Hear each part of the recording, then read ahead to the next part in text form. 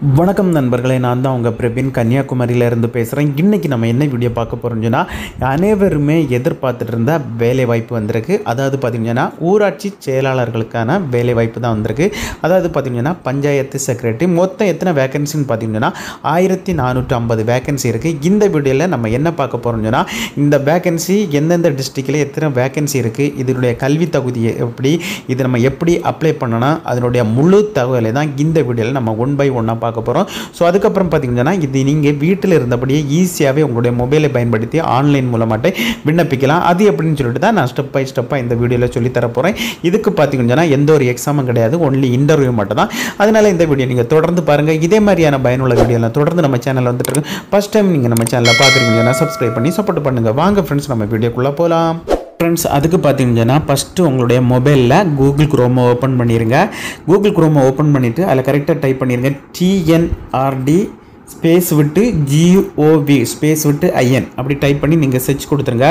Search கொடுத்தா இந்த மாதிரி தான் ஒரு பேஜ் வரும். இதில் பார்த்தீங்கன்னா ஃபஸ்ட் ஒரு ஆப்ஷன் இருக்குது, ரூரல் டெவலப்மெண்ட் பஞ்சாயத்துன்னு சொல்லிட்டு கொடுத்துருக்காங்க. ஸோ இந்த ஆப்ஷனை நீங்கள் கிளிக் பண்ணிடுங்க. நான் கிளிக் பண்ணியாச்சு. கிளிக் பண்ண பிறகு இந்த மாதிரி தான் ஒரு பேஜ் வரும். இதிலே கொடுத்துருக்கு பாருங்கள், காலி பணியிடங்களுக்கான அறிவிப்பு, மாவட்ட அளவிலான கிராம ஊராட்சி செயலாளர்கள் காலி பணியிடங்களுக்கு விண்ணப்பங்கள் வரவேற்கப்படுதுன்னு சொல்லிட்டு ஒரு ஆப்ஷன் இருக்குது. ஸோ இந்த ஆப்ஷனை நீங்கள் கிளிக் பண்ணிடுங்க. நான் கிளிக் பண்ணியாச்சு. கிளிக் பண்ணால் இன்னொரு பேஜ் உள்ளால போகும். ஃபஸ்ட் ஆப்ஷன் பார்த்தீங்கன்னா அந்த ஜாபினுடைய நோட்டிஃபிகேஷன். அதுக்கப்புறம் பார்த்தீங்கன்னா இந்த வாரியலான அப்படின்னு சொல்லி பார்த்தீங்கன்னா டிஸ்ட்ரிக்ட் வைஸ் எவ்வளோ காலி இடங்கள் இருக்குன்னு சொல்லிட்டு அந்த டீட்டெயில்ஸை நீங்கள் செக் பண்ணி பார்த்துக்கலாம். ஸோ நம்ம ஃபஸ்ட்டு என்ன பார்க்க போகிறோம்னு சொன்னால் இதோடைய டீட்டெயில்ஸ், இது யாரெல்லாம் அப்ளை பண்ணலாம், இதுக்கு என்னெல்லாம் தகுதி, நீங்கள் எத்தனை கிளாஸ் இது படிச்சிருக்கணும், இதுக்கு அப்ளை பண்ணுறதுக்கு பேமெண்ட் எவ்வளோ பண்ணணும், அதுக்கப்புறம் பார்த்தீங்கன்னு சொன்னால் அதனுடைய ஃபுல் டீட்டெயில்ஸை நம்ம ஒன் பை ஒன்னாக பார்ப்போம். அதுக்கு பார்த்தீங்கன்னா விளம்பரத்தை பார்க்க அந்த ஆப்ஷனை கிளிக் பண்ணிடுங்க. கிளிக் பண்ணிட்டா அதுக்கப்புறம் பார்த்தீங்கன்னு சொன்னால் இதில் டிஸ்ட்ரிக்ட் வைஸ் கொடுத்துருக்காங்க. டிஸ்ட்ரிக்ட் வைஸ் மீன்ஸ் எப்படின்னு சொல்லி பார்த்தீங்கன்னு சொன்னால் நீங்கள் எந்த டிஸ்ட்ரிக்டில் இருக்குதோ அந்த டிஸ்ட்ரிக்டை நீங்கள் செலக்ட் பண்ணி அந்த டிஸ்ட்ரிக்டில் எவ்வளோ வேகன்சி இருக்குன்னு சொல்லிட்டு ஈஸியாக பார்த்துக்கலாம். ஸோ நான் அதனால் இந்த செலக்ட் ஆப்ஷன் அந்த ஆப்ஷனை கிளிக் பண்ணுறேன். நான் கிளிக் பண்ணியாச்சு. நாங்கள் கன்னியாகுமரி. ஸோ நாங்கள் கன்னியாகுமரியை செலக்ட் பண்ணிவிட்டு இதில் பக்கத்தில் ஷோன்னு சொல்லிட்டு ஒரு ஆப்ஷன் இருக்குது. ஸோ இந்த ஆப்ஷனை கிளிக் பண்ணிடுங்க. நான் கிளிக் பண்ணியாச்சு. கிளிக் பண்ணால் இதில் டவுன்லோடுன்னு சொல்லிட்டு கொடுத்துருப்பாங்க. இதை டவுன்லோடு பண்ணி ஓப்பன் பண்ணிடுங்க. இதில் மொத்தம் பார்த்தீங்கன்னு சொன்னால் 1485 வேகன்சி டோட்டலாக இருக்குது. நான் பார்த்தீங்கன்னு சொன்னால் கன்னியாகுமரிக்கு எவ்வளோ வேகன்சி இருக்குன்னு சொல்லிட்டு நான் பார்க்க போகிறேன். அதில் பார்த்தீங்கன்னா கீழே நீங்கள் ஸ்க்ரோல் பண்ணிட்டு வந்தாலே போதும். இதில் கொடுத்துருங்க காலி பணியிடங்கள் மொத்தம் 30. இது கன்னியாகுமரி மாவட்டத்துக்கு. இப்படி ஒவ்வொரு மாவட்டத்திற்கும் தனித்தனியாட்டி எவ்வளோ வேகன்சி இருக்குன்னு சொல்லிட்டு கொடுப்பாங்க. ஸோ இந்த ஜாபுக்கு பார்த்தீங்கன்னு சொன்னால் உங்களுக்கு ஊதியம் பார்த்தீங்கன்னு சொன்னால் 15,900 ஸ்டார்டிங், அதில் இருந்து 50,400 வரைக்கும் இதில் உங்களுக்கு சேலரி கிடைக்கும். ஸோ இதுக்குள்ள வயது பார்த்தீங்கன்னு சொன்னால் உங்களுடைய வயது 18 முதல் 34 வரைக்கும் உள்ள இருக்கவங்க மட்டும்தான் இந்த ஜாபுக்கு அப்ளை பண்ண முடியும். அதுவும் பார்த்தீங்கன்னு சொன்னால் 1/7/2025 உங்களுடைய வயசு 18லேருந்து 34 வரைக்கும் இருக்கணும். இருந்தால் மட்டும்தான் நீங்கள் அப்ளை பண்ண முடியும். ஸோ இதே இது பார்த்தீங்கன்னா பொது பிரிவாக இருந்தால் 18 முதல் 32 வயசு உள்ள இருக்கவங்க தான் அப்ளை பண்ண முடியும். இதே இது நீங்கள் ஆதி திராவிடராக இருந்தால் 18 முதல் 34 வயசுக்கு உள்ளே இருக்கவங்க மட்டும்தான் இந்த ஜாபுக்கு அப்ளை பண்ண முடியும். மாற்றுத்திறனாளிகளாக இருந்தால் அதிகபட்ச வரம்பிலிருந்து 10 ஆண்டு வரை அதாவது பார்த்தீங்கன்னா 44 வயசு வரைக்கும் அவங்க விண்ணப்பம் பண்ணிக்கலாம். அடுத்து பார்த்தீங்கன்னா முன்னாள் ராணுவ வீரர்னு சொன்னால் 18 முதல் 50 வயது வரைக்கும் தாராளமாக இந்த ஜாபுக்கு அப்ளை பண்ணிக்கலாம்னு சொல்லிட்டு சொல்லியிருக்காங்க. அடுத்த முன்னாள் ராணுவ வீரர், அதுக்கப்புறம் பார்த்தீங்கன்னா பிற்படுத்தப்பட்ட வகுப்பினர், முஸ்லீம், மிகவும் பிற்படுத்த வகுப்பினர், இந்த கேட்டகரியில் இருக்கவங்க எல்லாமே 18 to 55 வயசுக்குள்ளே இருக்கவங்க இந்த ஜாபுக்கு தாராளமாக அப்ளை பண்ணிக்கலாம். ஸோ ஒவ்வொரு கம்யூனிட்டி பேஸ் படி கொடுத்துருக்காங்க. பொது பிரிவாக இருந்த இந்த வயசு, பிற்படுத்தப்பட்டோர், ஆதி திராவிடர், மாற்றுத்திறனாளி, முன்னாள் ராணுவ வீரர் இப்படின்னு சொல்லிட்டு ஒவ்வொரு பேருக்கும் தனித்தனி ஏஜ் லிமிட் இருக்குது. ஸோ இந்த ஏஜ் லிமிட்டுக்குள்ளே நீங்கள் இருக்கீங்களான்னு சொல்லிட்டு பாருங்கள். இருந்தால் இந்த ஜாபுக்கு நீங்கள் தாராளமாக அப்ளை பண்ணிக்கலாம். கீழே நீங்கள் ஸ்க்ரோல் பண்ணிட்டு வாங்க. இதனுடைய கல்வி தகுதி கொடுத்துருக்காங்க. கல்வி தகுதி பார்த்தீங்கன்னா நீங்கள் 10ஆம் வகுப்பு தேர்ச்சி பெற்றிருக்க வேண்டும். விண்ணப்பதாரர் குறைந்தபட்சம் 8ஆம் வகுப்பு வரை தமிழ் மொழியை படித்திருக்க வேண்டும் சொல்லியிருக்காங்க.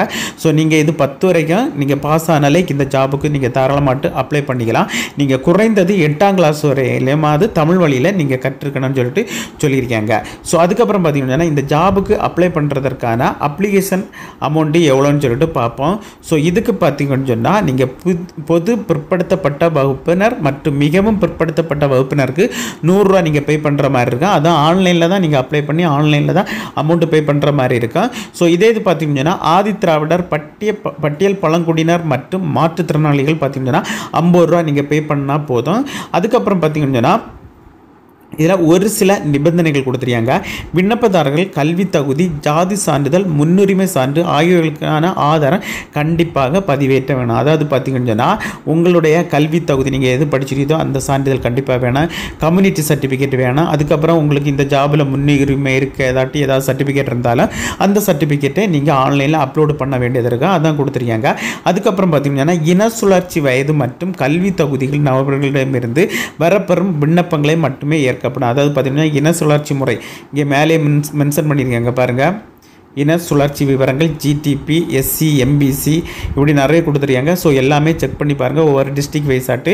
அதுக்கப்புறம் பார்த்தீங்கன்னு சொன்னால் நீங்கள் இது விண்ணப்பம் பண்ணுற பார்த்தீங்கன்னா www.tnrd.tn.gov.in இந்த வெப்சைட்டில் தான் நீங்கள் விண்ணப்பம் பண்ணணும். அது எப்படி நம்ம விண்ணப்பம் பண்ணணும்னு சொல்லிட்டு பார்ப்போம். ஸோ இது ஒரு நல்ல ஒரு ஆப்பர்ச்சுனிட்டி. இந்த ஆப்பர்ச்சுனிட்டியை நீங்கள் மிஸ் பண்ணிடுறாங்க.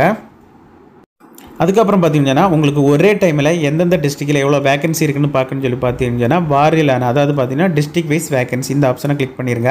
நான் கிளிக் பண்ணியாச்சு. கிளிக் பண்ணால் பாருங்கள் எல்லா டீட்டெயில்ஸும் வருது. அரியலூர், செங்கல்பட்டு, கோயம்புத்தூர் எல்லாத்துக்குமே தனித்தனி எவ்வளோ வேகன்சி இருக்குது, எந்தெந்த பஞ்சாயத்தில் இருக்குதுன்னு சொல்லிட்டு எல்லா டீட்டெயில்ஸும் 1 by 1 கொடுத்துருக்காங்க. ஸோ நீங்கள் இருந்து கிளியராக உங்களுடைய டிஸ்ட்ரிக்டில் எவ்வளோ வேகன்சி போட்டிருக்குன்னு சொல்லிட்டு நீங்கள் பார்த்துக்கலாம். இதில் சென்னை கிடையாது, சென்னையை தவிர்த்து மீதி எல்லா டிஸ்ட்ரிக்கும் இதில் ஜாப் வேகன்சி போட்டிருக்காங்க.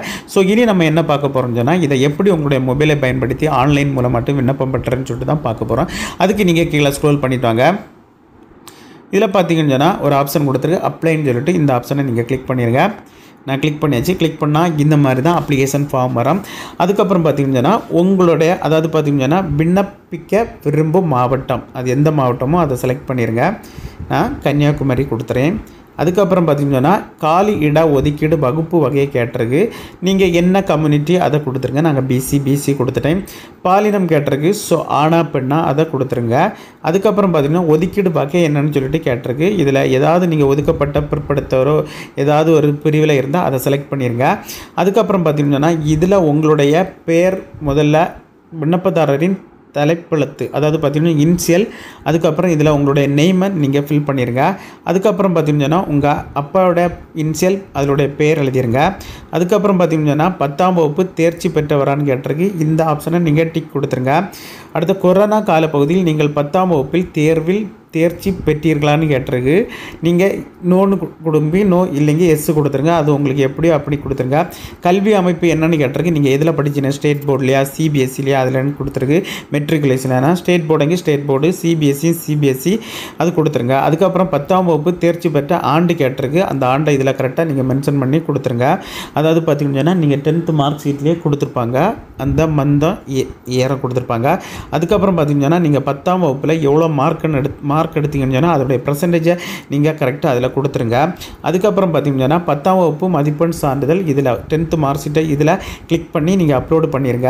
அதுக்கப்புறம் பார்த்தீங்கன்னா உங்களுடைய எஸ்எஸ்எல்சி மார்க்குடைய பதிவெண்ணை இதில் நீங்கள் என்டர் பண்ணிடுங்க. அதுக்கப்புறம் பார்த்தீங்கன்னா இதில் உங்களுடைய கம்யூனிட்டி சர்டிஃபிகேட்டை நீங்கள் அப்லோடு பண்ணி இந்த ஆப்ஷனை கிளிக் பண்ணால் நீங்கள் என்ன கம்யூனிட்டி வரும் பிசி. அதுக்கப்புறம் பார்த்தீங்கன்னா பிசியில் நீங்கள் முஸ்லீமாக இண்டோ கிறிஸ்டின் கேட்டிருக்கு. நீங்கள் எதுவோ அதை கொடுங்க.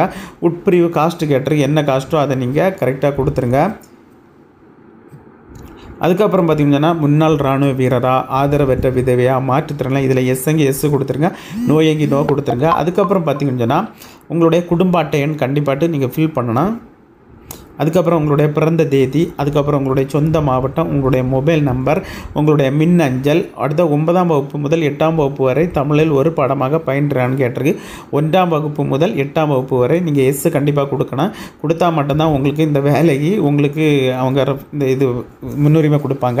அதுக்கப்புறம் பார்த்தீங்கன்னா உங்களுடைய அட்ரஸ் டீட்டெயில்ஸ் எல்லாமே இதில் ஃபில் பண்ணிடுங்க. Door number, building number, street number, district, அடுத்த உங்களுடைய பின்கோடு எல்லாமே கொடுத்துருங்க.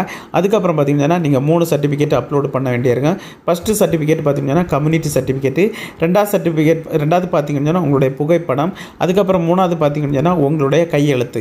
இது எல்லாமே பார்த்திங்கன்னா ஃபைல் சைஸ் கொடுத்துருக்காங்க 20 கேபிக்குள்ளால தான் இருக்கணும். ஃபார்மேட்டு பார்த்திங்கன்னா ஜேபிஜி, பிஎன்ஜி இந்த ஃபார்மேட்டில் இருந்தால் தான் இதில் அப்லோட் ஆகும். ஸோ நீங்கள் இது அப்லோடு பண்ணது உங்களுடைய ஃபோட்டோ கேபியெல்லாம் ஈஸியாகவே நீங்கள் குறைச்சி உங்களுடைய மொபைல்லே அப்லோடு பண்ணிக்கலாம். அடுத்த உறுதிமொழின்னு கொடுத்துருக்கு. இந்த பாக்ஸ் எல்லாமே நீங்கள் டிக் கொடுத்துருங்க. டிக் கொடுத்துட்டு எல்லாமே டிக் கொடுத்துருங்க. கொடுத்துட்டு இதில் ஒரு கேப்சா கொடுத்துருப்பாங்க. இந்த கேப்சாயை இந்த பாக்ஸில் நீங்கள் டைப் பண்ணிடுங்க. டைப் பண்ணிவிட்டு சேவ் தான் நெக்ஸ்ட்டு மொபைல் ஓடிபி வெரிஃபிகேஷன் இந்த ஆப்ஷனை நீங்கள் கிளிக் பண்ணுங்கள். கிளிக் பண்ணால் உங்களுடைய மொபைல் நம்பருக்கு ஒரு ஓடிபி வரும். அந்த ஓடிபியை டைப் பண்ணி நீங்கள் சப்மிட் கொடுத்தா போதும். சப்மிட் கொடுத்தா உங்களுக்கு எடிட் அண்டு பேமெண்ட்டுன்னு சொல்லிட்டு 2 ஆப்ஷன் கொடுத்துருப்பாங்க. நீங்கள் எடிட் கொடுத்தா ஏதாவது நீங்கள் தப்பாக ஏதாவது நீங்கள் கொடுத்துருந்தா அதை எடிட் பண்ணி கரெக்ஷன் பண்ணிக்கலாம். இல்லை நீங்கள் அது எடிட் பண்ணாமல் எல்லாமே நான் கரெக்டாக தான் கொடுத்துருக்கேன்னு சொன்னால் நீங்கள் பேமெண்ட் பேஜ் அந்த பண்ணிடுற பேமெண்ட் பேஜை கிளிக் பண்ணி நீங்கள் GPay, PhonePe, debit card, credit card ஏதாவது யூஸ் பண்ணி அந்த அமௌண்ட் அதாவது பார்த்திங்கன்னா 100 ரூபா இல்லாட்டா 50 ரூபா அந்த அமௌண்ட்டை பே பண்ணிக்கலாம். பே பண்ணால் உங்களுடைய அப்ளிகேஷன் சக்ஸஸ்ஃபுல்லாக சப்மிட் ஆயிரும் ஃப்ரெண்ட்ஸ்.